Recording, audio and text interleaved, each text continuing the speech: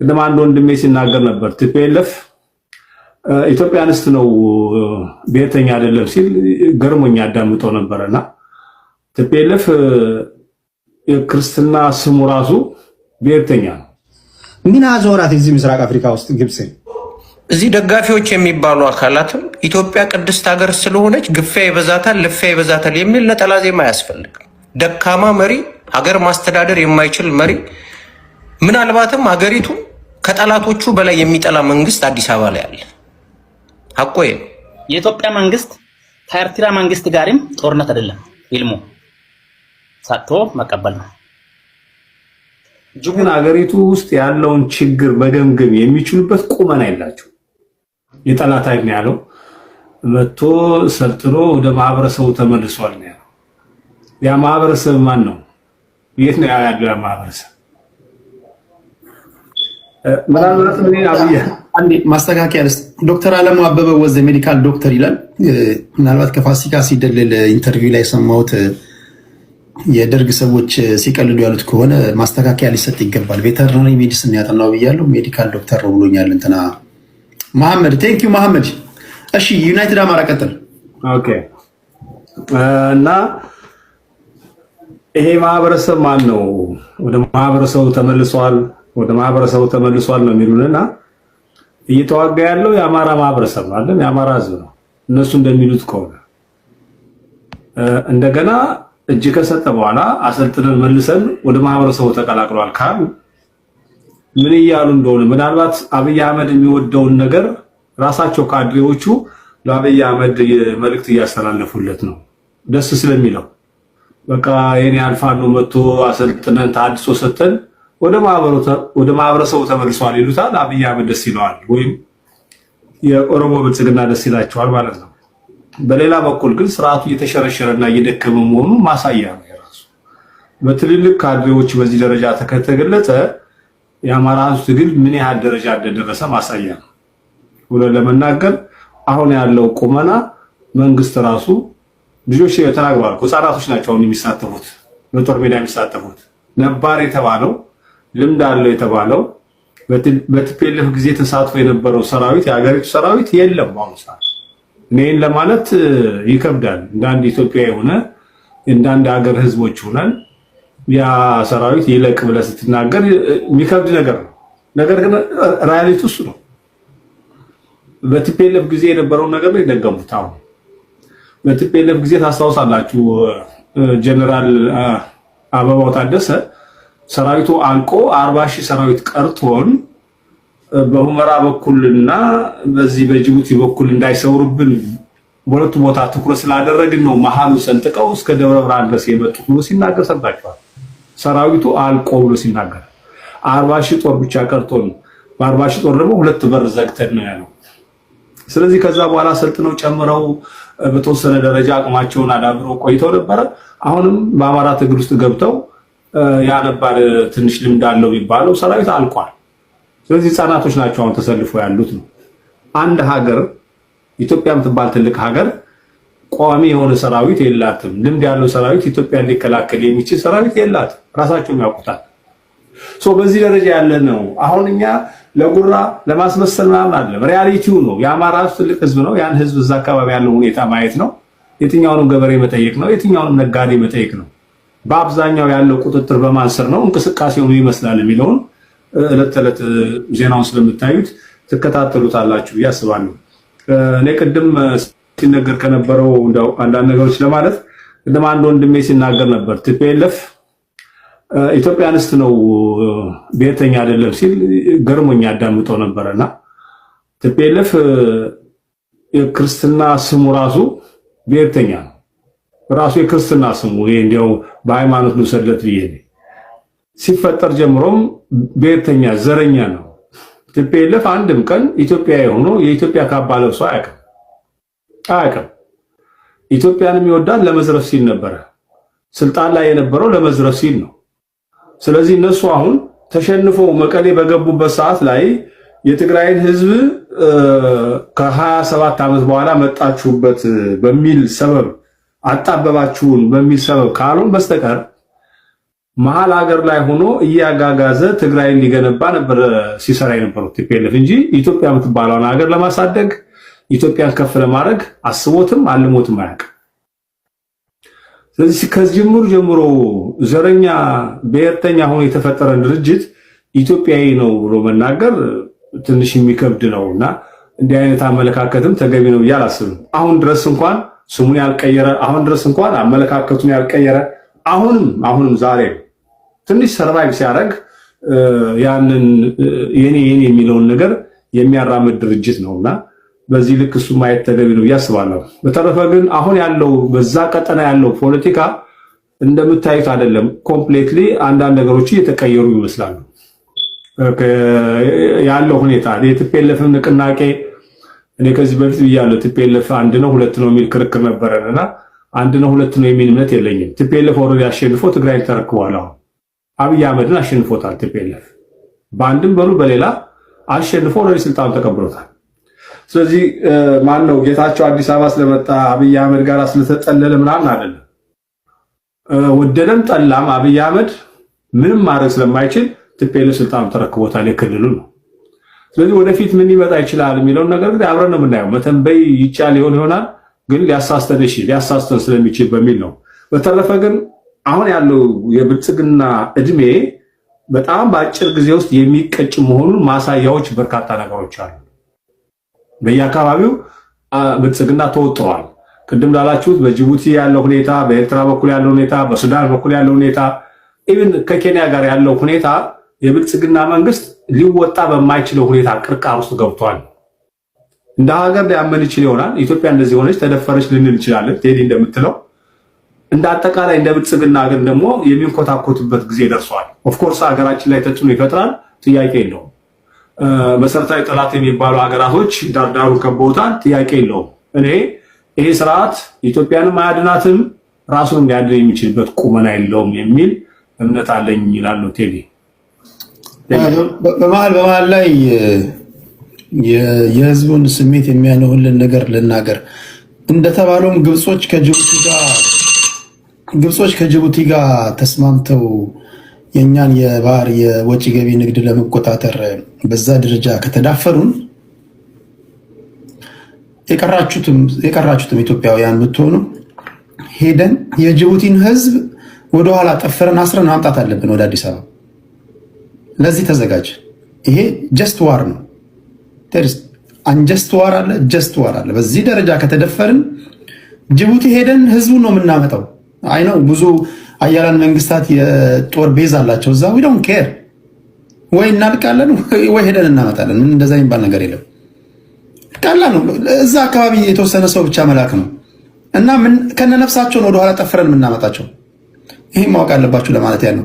ዶክተር ወደ አንተ ልምጣ። ሚዩት ነህ። ታንክ ዩ ያ አንተ እንደምትለን እንደዛ ቀላል ቢሆን ኖሮ 1 ሚሊዮን የማይሞላ ህዝብ ነው ኢትዮጵያ ውስጥ። በጅቡቲ ፖፑሌሽን ሳይዝ ያሉ ህዝቦች በዞን እንኳን አልተደራጁም። ወረዳ፣ ልዩ ወረዳ ምናምን ናቸው ብዙ አካባቢና ሀገር ነች ከጅቡቲ። በተለይ ደርግ ወደ ስልጣን በወጣበት ጊዜ 100 ዓመቱ ስለሞላ መመለስ ነበረበት። በጊዜ ኢትዮጵያ የገበችበት የፖለቲካ ቀውስ ጅቡቲን እንዲናጣ አደረገ። ከዛ በኋላ ኤርትራን ኢትዮጵያ እንደ ሀገር ሳትመሰረት በሽግግር ጊዜ ትራንዚሽን ታይም ላይ ነው የኢትዮጵያ ህዝብ መወሰን በማይችልበት በመንግስት ባልተዋቀረበት ሁኔታ ኤርትራን አጠን፣ ወደቦቹን አጠን።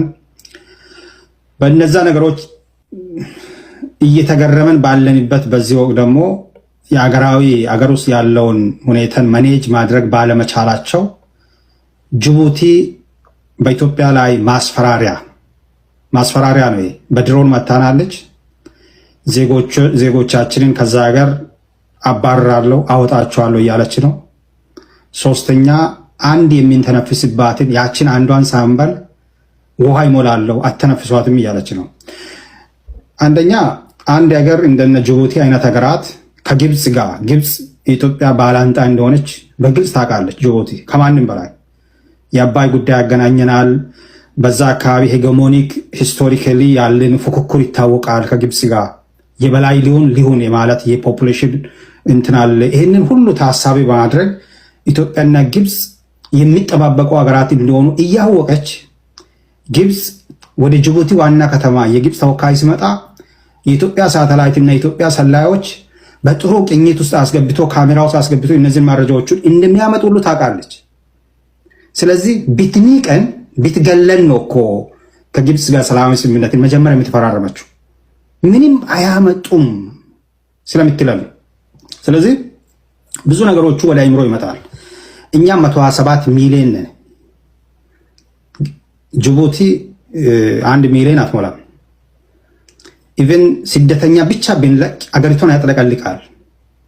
ስደተኛ ብቻ ድምፅ የሚውት ነው። 1.1 ሚሊዮን ናቸው። ከዚህ ውስጥ ሀፉ ኢትዮጵያውያኖች ናቸው።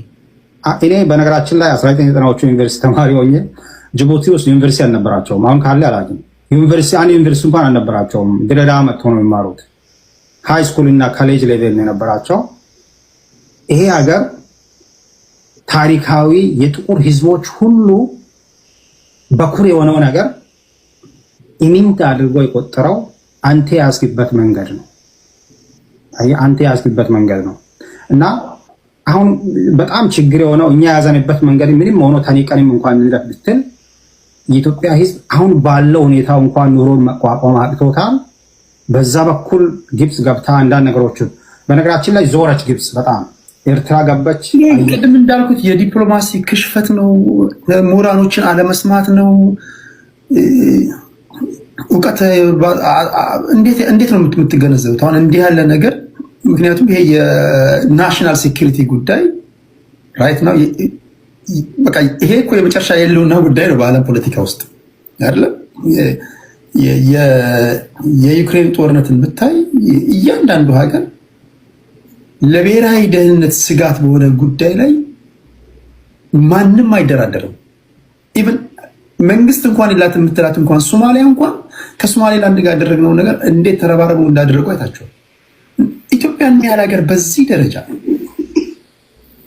ኤክሰፕት ኬንያ፣ ኤርትራ፣ ሶማሊያ፣ ጅቡቲ፣ ሱዳን አሁን የመጣው ይህ የሱዳን አርሚ ፎርስ በዚህ ደረጃ ከበባ ውስጥ ስንወጣ አንዱንም ማክሸፍ አለመቻል፣ ቋንቋ መደበላለቅ አለመቻል፣ ምናልባት በዶሜስቲክ ፖለቲካ ላይ ሴራ ስንጎነግን ጎበዝ ሆነን በዓለም አቀፍ ፖለቲካ ላይ አስተላለፎችን የመረዳት አቅም ማጣት ነው ወይስ ምንድን ነው የምትሉት? ቴዲ አይ ቲንክ ብዙ ጊዜ ስላወረን ነው ወደኋላ ተመልሼ የማላወራው። አንድ ሰው አይምሮ ማለት አም ሶሪ ቱ ሴይ ዳት አይምሮ ጤነኛ ካልሆነ ስለ ንጽህና ግድለዋል እንዴ? ሴኪዩሪቲንም የምትረዳው ለራሴ እንኳን ሴኪዩሪቲን የሚታስበው አንተ ሴንስ በሚታረገው ልክ ነው። ኢት ዲፔንድስ ኦን ዩር ፐርሰፕሽን። አንተ የሚታየው ዓለምን የምትረዳበት አቅሜ ነው የሚወስነው። አሁን እኛ መንግስት የምንለው አካል ያንን ሊረዳ የሚችል ነው ወይ ነው ጥያቄው። ይረዳል ያንን ሴኪዩሪቲ ምን እንደሆነ ያውቃል። በዙሪያችን ግብፅ እንደ አሞራ እንደዚህ ስትሽከረከር ኤርትራ ገብታለች፣ ሱዳን ገብታለች፣ ደቡብ ሱዳን ገብታለች፣ ኡጋንዳ ሁሉ ሄዳለች፣ ሶማሊያ ሄዳለች። በዚህ 7 ዓመት ውስጥ ግብፅ ያልገበችበት ሀገር የለም ኢትዮጵያን ለማንበርከክ። አሁን በጠራዋቸው ሀገራት ሁሉ ኬንያ ሁሉ ሳይቀር መጥታ ተፈራርማለች። ምን አዞራት እዚህ ምስራቅ አፍሪካ ውስጥ ግብፅ? ይሄንን ሁሉ ለምንድን ነው ዝም ብለህ የምትሽከረከረው? ምን እየፈለገች ነው? ይረዱታል ይሄንን? አይ ዶንት ቲንክ ሶ። ለምንድን ነው አልተረዱም ብዬ ጃጅ የሚያደርጋቸው መሰለ? ከተረደ ከዚህ በፊት የሚያወራው ነገር ነበር። ከተረደ ግብፅ ታሪካዊ ጠላቴ ነች፣ 7ቱንም ሀገራትን እየተሽከረከረች ነው። እስካሁን ሶማሊያ ክልልን ገብታ አልተፈራረመችም እንጂ፣ እስካሁን ኦሮሚያ ክልልን ገብታ አልተፈራረመችም እንጂ፣ እስካሁን ትግራይ ክልል ገብታ በፊዚካሊ አልተፈራረችም እንጂ ግብፅ ዙሪያችን ዝም ብላ እየተሽከረከረች ነው። ኢትዮጵያ ግን አልገባችም። ይሄ ከገባ ታሪካዊ ጠላቴ ነው ብለህ ዲፋይን ካደረግ ታሪካዊ ጠላቴ እጁን አስገብቶ እንዲበጠብጥና ይህንን እንዲያደርግ እድል የሰጠው ሰው እንጂ በሽተኛ ታሪካዊ ጠላቱ አይደለም። ለኔ ጠላትማ እሱ ጠላት ነው አወኩ። ግን ጠላት እዚህ መጥቶ ይህንን ሁሉ የሚሽከረከረው እንዴት እጄን ላስገባ ነው። ስለዚህ ቤቱን ያልዘጋ ሰው ነው በሽተኛ ለኔ። ኢትዮጵያ ለዚህ ተጋላጭ ነች ባይ ነኝ። ተጋላጭ ነች። ቫልነረብል ነን እኛ ተጋላጭ ነን። ስለዚህ አሁን ግብጽ ጅቡቲ ጋር ሲደርስ እስከዛሬ በነገራችን ላይ ከጅቡቲ ጋር እንደዚህ አይነት የጎላ እንደዚህ አይነት ህብረት ፈጥራ አታውቅም፣ መጥታም አታውቅም። ኢቨን ባለፉት 6 ዓመት አሁን ሁሉንም ኤርትራ ጋርም ስትሄድ አንድ አይቃለች ዙሪያውን በሙሉ ስትሄድ፣ በነገራችን ላይ እሱ የኔ ቶፒክም አልነበረም ስትሄድ አላማው አልነበረም። አሁን ሁሉንም ስትነካ ለካ እግር ሆኖ አገኘች። አዎ ኬንያ ካይር እሱማ ጀርባ ነው አለች። ለካ ግብጽ ምንድነው ጅቡቲ ሳምባችን ነች፣ የምንተነፍሰው በዛ በኩል ነው። አሁን አገኘው ብላለች። ከተሳካት ብዙ ታስጨንቀን ይሆናል በዛ በኩል ግን እውነት እንደምትለውም ከዚህ በላይ መደፈር ከዚህ በላይ መዋረድ እኔ በአገሬ ታሪክ አይደለም እንደ ግለሰብ እንኳን የሚያጋጥም አይመስለኝም። እና ይሄ ከባድ ነው። እመለሳለሁ በሌሎች ቶፒኮች ሀሳብ ለመስጠት። ፖለቲከኞቻችን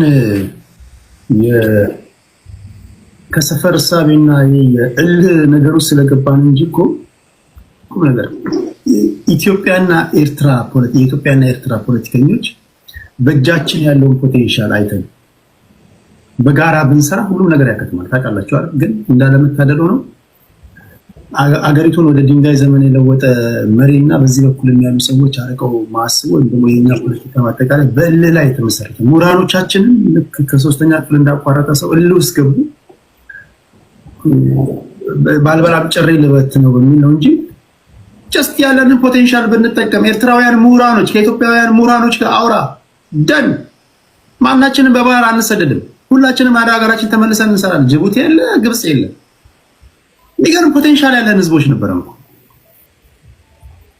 ትምህርት ቤት የምትሄዱት ለምንድን ነው? ኤርትራውያን ምሁራኖች ለምንድን ነው የተማራችሁት? ኢትዮጵያውያን ምሁራኖች ለምንድን ነው የተማራችሁት? ይህንን መለወጥ ካልቻለን 6000 ማይልስ አቋርጠው መጥተው እዚህ ጋር 6000 ማይልስ አቋርጠው መጥተው እያንዳንዱ ኤርትራውያን የሚመስሉት የሚኖሩትን ኑሮ ተመልከት። ከእንደዚህ አይነት ኑሮ ይሻላል ይሄን ያህል ፖቴንሻል ያለን ህዝቦች። ኤኒዌይ ብዙ ሳወራ በለጸክ እንዳልባል እዚህ ጋር ሉጋ የሚያዝ አለብኝ ለማለት ያለው። እሺ ወደ ሞሼ ልምጣ። ሞሼያችን እንዴት ነው? ረጅም ጊዜ እንዴት ነው? የመበልጸግ ጉዳይ አለ። በነገራችን ላይ ይሄ የመበልጸግ ጉዳይ ሳይሆን ይሄ የሀገር ጉዳይ ነው። አሁን አንዳንዶቻችሁ ስለ ሀገር ቀናነት ማውራት የገዢው ፓርቲ ደጋፊ ብላችሁ ስለምትወስዱ ነው። ነገ ፋኖ ስልጣን ላይ ብትወጣ ይሄ ያንተ የቤት ስራ ሆኖ ነው የሚጠብቅ። ነገ ኦነግ ስልጣን ላይ ብትወጣ ይሄ ያንተ የቤት ስራ ሆኖ ነው የሚጠብቅ። አገር አስተዳደራለሁ አይደል የምትለው? አገር ስታስተዳድር ታዲያ እንዴት ነው የባህር በር እንዴት ነው የምትመልሰው? ይሄን ከጎን እኮ እያወራ እያስተካከልክ ነው መጓዝ ያለበት። ጤነኛ የፖለቲካ ፓርቲ እንደዛ ነው የሚያስበው ብዬ ነው የማስበው። ጤነኛ ፖለቲከኞች እና እንዳለመታደል ሆኖ እኛ ሀገር ግን ኢትዮጵያ ሀገር ይወድሻለሁ ማለት የገዢው ፓርቲ ደጋፊ አድርጎ ነው የሚያስበው እና የመስተካከል አለበት። ይስተካከል ለማለት ያለው። እሺ ሞሽ ወደ አንተ ልምጣ። ሶሪ ስላስቆምኩ። ኖ ችግር የለም ሳሚ። ሁላችሁም ዶክተር ታሜም ቴዲም ሰላም ብያለሁ። ከጀመርከው ሀሳብ ወይ እያነሳችሁ ከነበረው ሀሳብ እንግባ። ምንም ግልጽ ነገር ነው። የዲፕሎማሲ ወይ ደግሞ የዲፕሎማቲክ ሪሌሽንሺፕ ከቀጠናውም ውጭም ከሆኑ ሀገሮች ጋር የመስራት ክሽፈት ዙሪያውን ቀጠናው ላይ ካለ ለምሳሌ ይህ መንግስት ምን አይነት ስሌት አስልቶ በሱዳን ግጭት ውስጥ እጁን እንዳስገባ እግዚአብሔርና አማካሪዎቹ ነው የሚያውቁት። ሰፖርት ሲያደርግ የነበረው ኃይል ሱዳን ባለው ግጭት ላይ አሁን ምን ላይ እንደደረሰ እናውቃለን። ምን የፖለቲካ ተርፍ ሊያገኝ ኢትዮጵያን እንደ ሀገር ምን ሊጠቅም የሚያስችል ነገር ተደራድሮ ወይ ደግሞ አይቶ እንደገባ መድኃኒዓለም ነው የሚያውቀው። በተመሳሳይ ከኤርትራ ጋርም የነበረውን ግንኙነቶች ታውቃለህ። ከመጀመሪያም በምን አይነት ግንኙነት መርህ ላይ የተመሰረተ ነው፣ ወደ ምን ተርናውት እንዳደረገም ማረጋገጫ የለንም። በተመሳሳይ ከጅቡቲም ጋር የነበረው ይሄ ነው። በተመሳሳይ ደቡብ ሱዳን እንኳን በዚህ 7-6 ዓመት ውስጥ 2-3 የፖለቲካ አካሄድ ልዩነቶችን ከዚህ መንግስት ጋር ስታደርግ እየሄደ ሲያምባሽር ደጋግመን አይተነዋል። ምንድነው የቀረን? ከሶማሌና ከሶማሌላንድም ተመሳሳይ ጉዳይ ነው የሆነው። እንዴት ቀጠናው ላይ በጣም አስጊ የሆነ ቀጠና ላይ እንደሚኖር ሀገር እንደሚኖር መንግስት እንዴት ከአንዱ ጋር እንኳን ሰስቴኔብል የሆነ ዲፕሎማቲክ ሪሌሽን መመስረት አልተቻለም? እንዴት አልተቻለም? የዚህ መልስ እኔ የሚመስለኝ የዚህ መልስ አንድ ብቻ ነው። ስለማያውቁት አይደለም በመንግስት ደረጃ አክቹአሊ እነ ዳንኤል ክብረት እና እንደ ምናምን እያማከሩ ከመጽሐፍና ከተረት ተረት ውጭ ሊገባ አይችልም። እሱን ነው የምታወራው። በሚገባኝ ግን ሀገር የመጥላት ጉዳይ ነው። ኢትዮጵያዊ የምትባል ትልቅ ሀገር የመጥላት ጉዳይና ከጀርባ ምናልባት ለነገ የምታስበው ሌላ አይነት ምክንያት ሊኖር ይችላል። በዚህ ልክ ከከሸፍክ ደርግ እኮ መንግስቱ ኃይለማርያም በጣም በዓለም የተወገዘ መንግስት የነበረ በሀገሩ ላይ ኢትዮጵያውያን ሲገድል የነበረ መንግስት ነው። በጣም በጫና ውስጥ ከውጭም ከውስጥም ከ6 እና ከ7 በላይ የታጠቁ ኃይሎች ስልጣኑን የሚገዳደሩት መንግስት የውጭ የምዕራባውያን ተጽዕኖ ያለበት የአረብ ሀገር ተጽዕኖ ያለበት መንግስት ነው። ግን ለቀጠናው መንግስታት አቻ የሆነ ዱላ ይሰነዝር ነበር። ለምሳሌ እነ ሱዳን ላይ እነ አልኒሜሪ የኢትዮጵያን ፖለቲካ ማበሻቀጥ ሲጀምሩ እሱ ሄዶ ጆን ጋራንግን በጎን ይፈጥርላቸው ነበር። ለደቡብ ሱዳን ነፃነት ትልቁን ቀንዲል ነበር ያ ሰውዬ። በተመሳሳይ የሞቃዲሾውን የዚያድ ባሬ መመላለስ ዛሬ ድረስ ያለውን ነገር የምናየው መንግስቱ ኃይለማርያም በተከተለው ሌላኛው አይነት የክትባት መንገድ ነው። በመንግስቱ ዘመን እንኳን እነዚህ ሀገሮች በእንደዛ አይነት ውጥረት ባለበት ሀገሮች እነዚህ ሀገሮች እግራቸውን እንደ ሀገር አላነሱብንም። እዚህ ደጋፊዎች የሚባሉ አካላትም ኢትዮጵያ ቅድስት ሀገር ስለሆነች ግፊያ ይበዛታል፣ ልፊያ ይበዛታል የሚል ነጠላ ዜማ አያስፈልግም። ደካማ መሪ፣ ሀገር ማስተዳደር የማይችል መሪ፣ ምናልባትም ሀገሪቱ ከጠላቶቹ በላይ የሚጠላ መንግስት አዲስ አበባ ላይ አለ። ሀቆ ነው። ስለዚህ መርህን ባልተከተለ ግንኙነቶች ይመሰርታል። ከእንቅልፉ ሲነሳ ወይ ሲያናግሩት እንደዚህ ይላል ይሄዳል። ከዛን የሆነ ነገር ይሆናል። ምናልባት ምን አይነት ጥቅም ያችን ጊዜ የሚወጣባትን ጥቅም ብቻ ነው የሚያሰላው።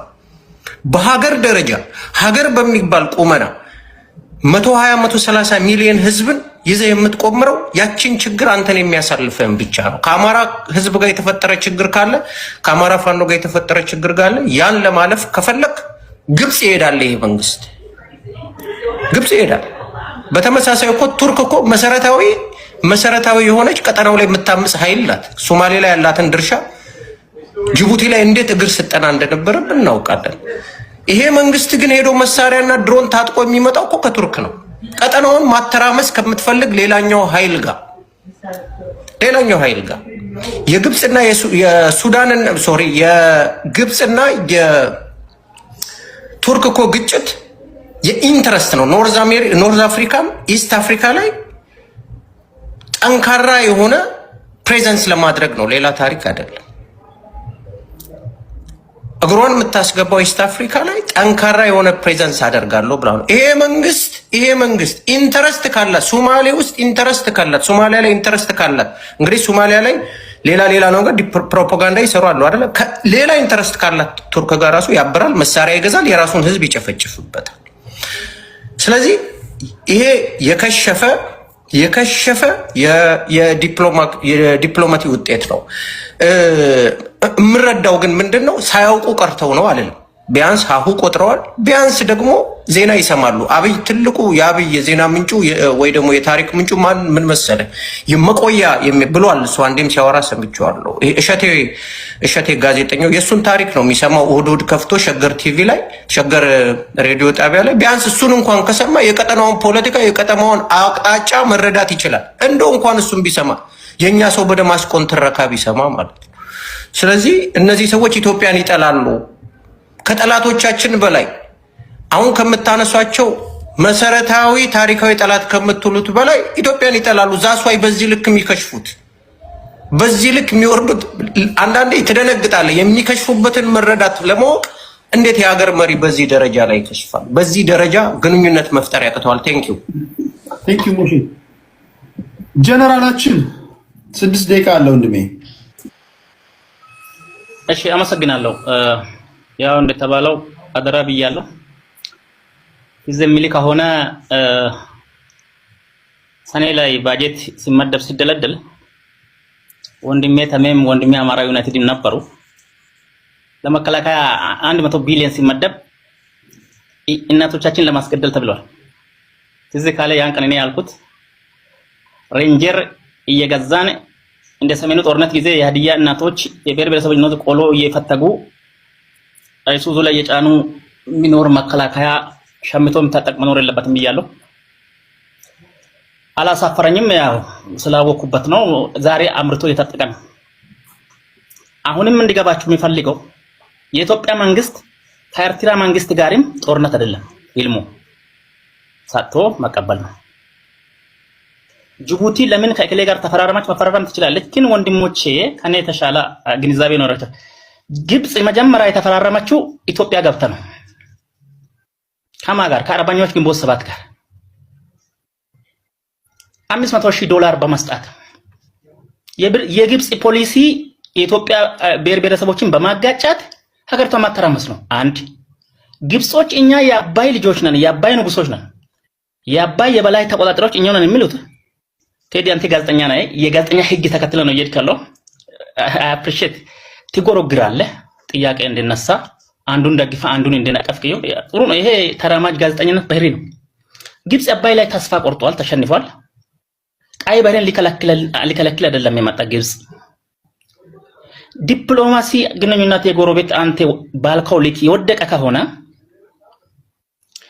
የሶማሊያ ውጭ ጉዳይ ሚኒስትር ራሽያ ላይ በተደረገው ስብሰባ ላይ ኢትዮጵያ ለ20 ዓመታት ጄኖሳይድ ኢትዮጵያ መንግስት ፈጽሞብኛል ብሎ ሲከስ ግብጽ መሳሪያዋንና ሰራዊቷን አውሮፕላኖችን ጭምር ሶማሊያ ሲታስገባ አብረን መዋጋት አለብን፣ ቅዱስ ጦርነት ነው ብታችሁ ያለ ካልሲ ነው የወጣችው በባዶ እግሯ።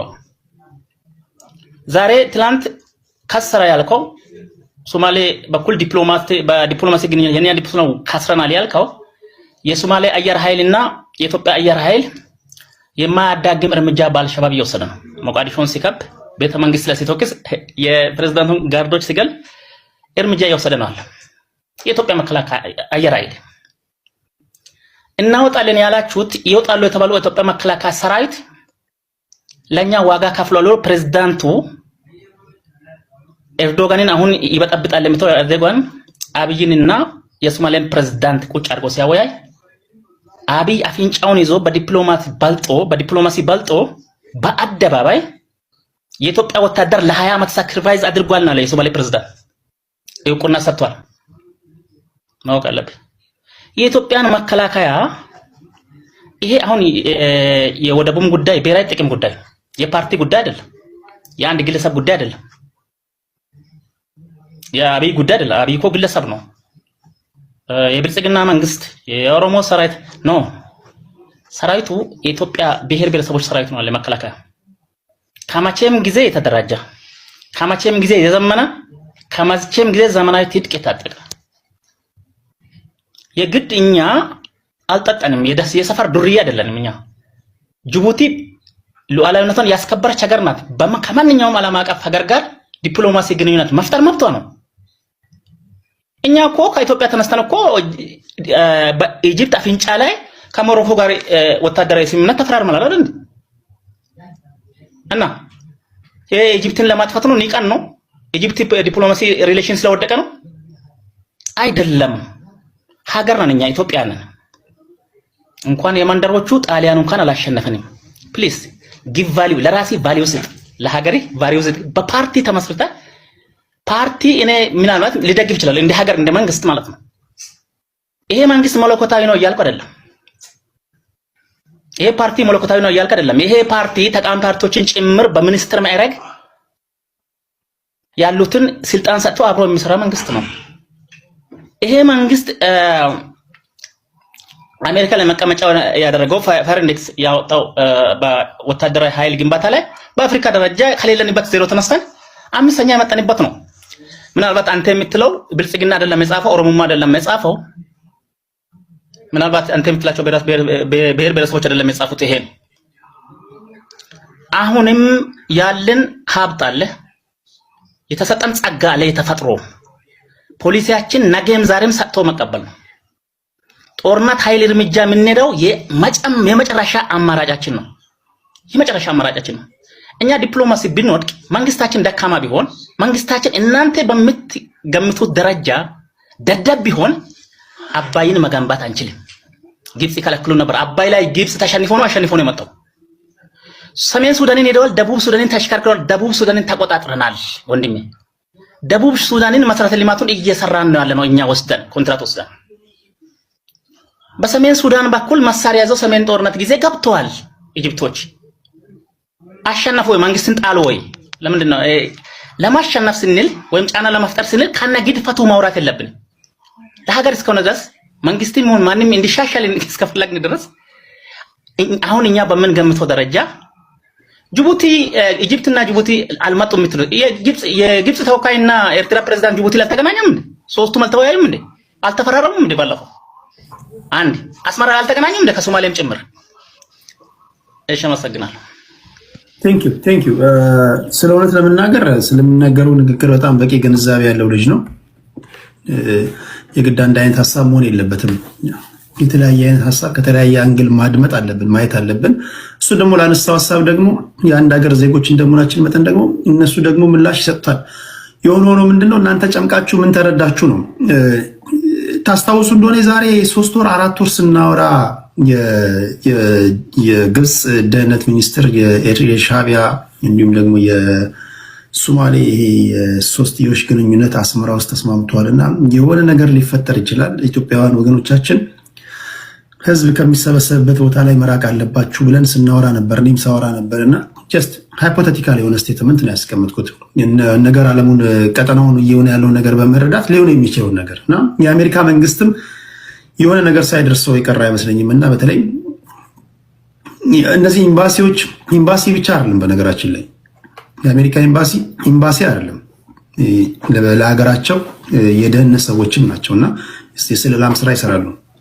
ታስታውሱ እንደሆነ 1981 ላይ መንግስቱ ኃይለማርያም ወደ ምስራቅ ጀርመን ሲሄዱ የራሽያ ኤምባሲ፣ የአሜሪካ ኤምባሲ መፈንቅለ መንግስት ሊኖር ይችላል እያሉ ይናገሩ ነበር፣ ከአንድ ዓመት ቀደም ብለው ማለት ነውና ዛሬ ላይሆን ይችላል፣ ነገ ከነገ ወዲያ ግን ነገሮች አሳዛኝ ከመሆናቸው በፊት ህዝብ ከተሰበሰበበት አካባቢ ላይ እንደዚህ አይነት ነገሮች ዜና ስትሰሙ ይሄ ህዝብ በጣም ከሚጨናነቅበት አካባቢ ላይ መራቅ ያስፈልጋል ብዬ አስባለሁ። ይሄ በተለይ የሽብር ተግባር አሜሪካም ያደጉት ሀገራትም ሊቆጣጠሩት የማይችሉት ነገር ነውና ስለዚህ ታሞ ከማቀቅ አደጋ ደርሶ ወገኖቻችን ላይ ከምናይ እንደዚህ ካሉ ነገሮች ላይ ጥንቃቄ አድርጉ ለማለት ያለው። ሁልጊዜ ዜናዎችን ማንበብ ይልመድባችሁ። ቴዲ ሐዋሳ የቴሌግራም ቻናል ላይ እንደዚሁ ዜና ጽፋለሁ። የቴሌግራም አባል ያልሆናችሁ ስልኮቻችሁን አውጥታችሁ የቴዲ ሐዋሳ ቴሌግራም ላይ ቤተሰብ ሁኑ። ሌላ የዜና አውታሮችንም እዩ፣ ወዳጅ ወገኖቻችሁንም አስጠንቅቁ። ጠላቶቻችን በዚህ ደረጃ የሻዕቢያ መንግስት ግብፅና የሶማሊያ መንግስት እንደዚህ የሶማሊያ እንኳን አሁን ረገብ ብላለች። አልሸባብ እየገፋን እየመጣ ያለው በተለይ ግብፅና አልሸባብ በዚህ ደረጃ ነው እየመጡ ያሉት። ወደዚህ ጉዳይ ላይ ጠልቀን ገባን መጨረሻ ላይ ስላነሳሁት ነው እንጂ ቀደም ሲል ያስደመጥኳችሁ ዜና አለ። እሱንም ነካክታችሁ ማለፍን እንዳትረሱ ለማለት ያለው። ከዚህ በኋላ የ5 ደቂቃ ሁለት ዙር ነው የምሰጣችሁ። ምን ማለት ነው? አማራ ዩናይትድ አማራ ከተናገርክ በኋላ ተጨማሪ አንድ እድል ይኖራል። ነገ ከሰዓት በኋላ ላይቭ ስለምገባ ምናልባት ከሰዓት ካላችሁ እንደዚሁ ተገናኝተን እናወራለን። ለዛሬ ግን ሁለት እድል ሰጣችሁና እንለያያለን ማለት ነው። ሳሚ ወደ አንተ ልምጣ።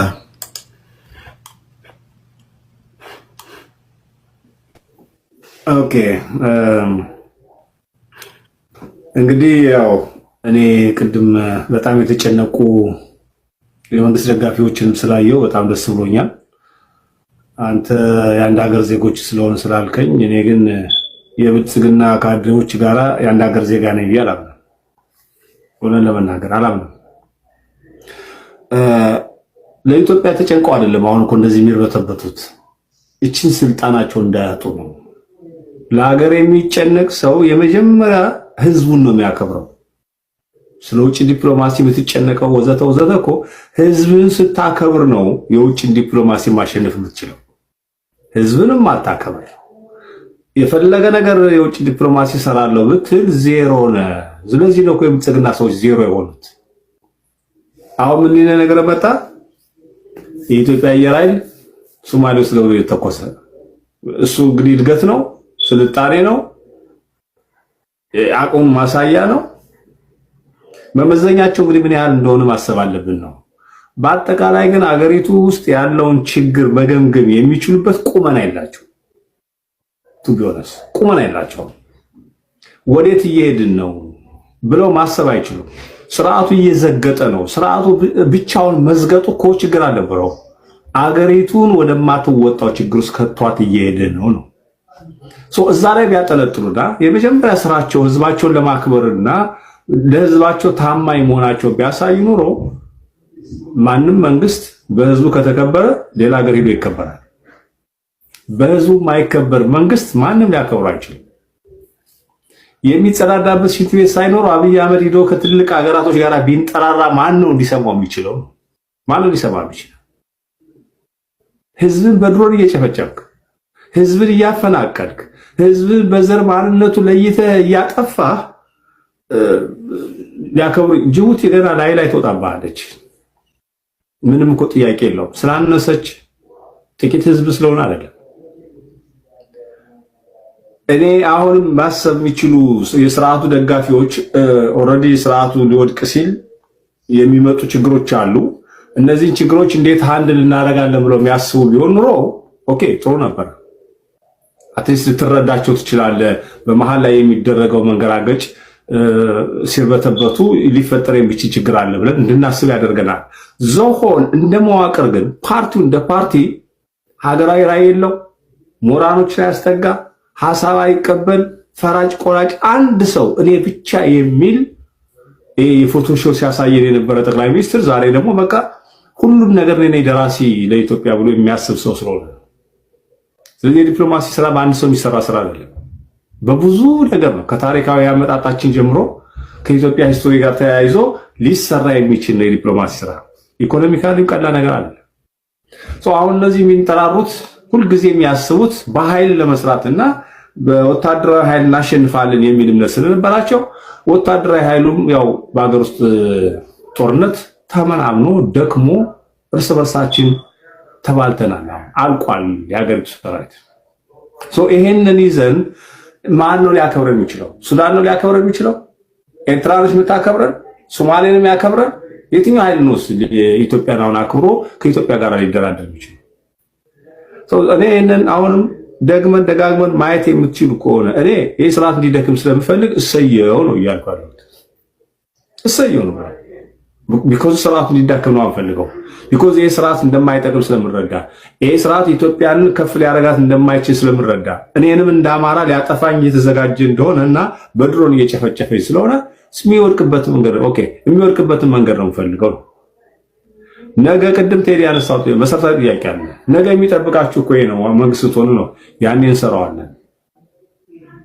የተማሩ ሰዎችን ስለምንቀበል፣ ሀገራዊ ታሪክን ስለምናይ፣ ሀገርን እንደ ሀገር ስለምናከብር ልምዱ ዊዝደሙ ማለን በሀገር ደረጃ እሱ ችግር የለውም እኛ ጋር ከደረሰ።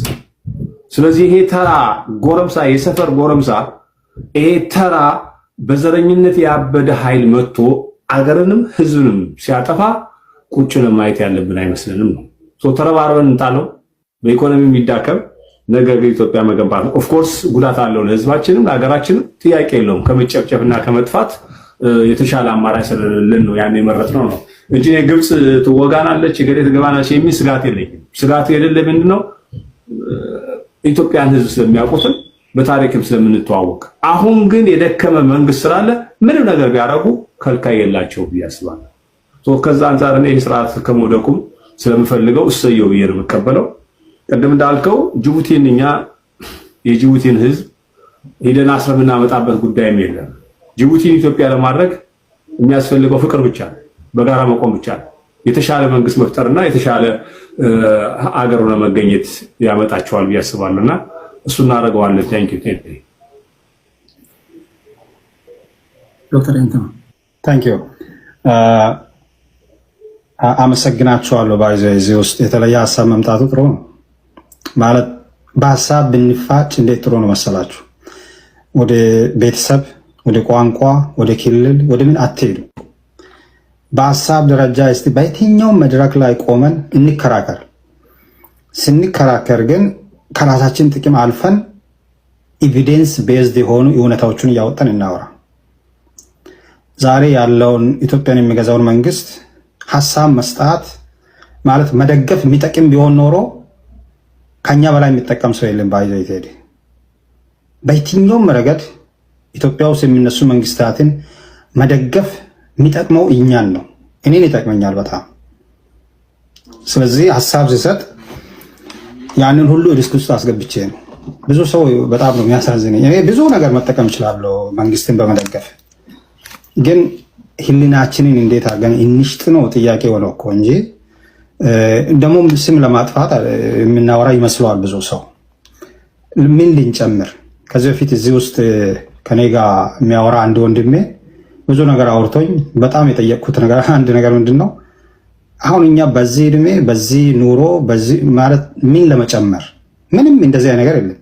እውነቱን ነው ማውራት የምንፈልገው ኤቪደንስ ቤዝድ። እዚህ ውስጥ ጠቅላይ ሚኒስትር አብይ ግለሰብ ነው ይላሉ። እዚህ ቤት ብቻ አይደለም የኢትዮጵያ ህዝብ አብዛኛው ግለሰብ ነው ምን ያደርግ ይላሉ።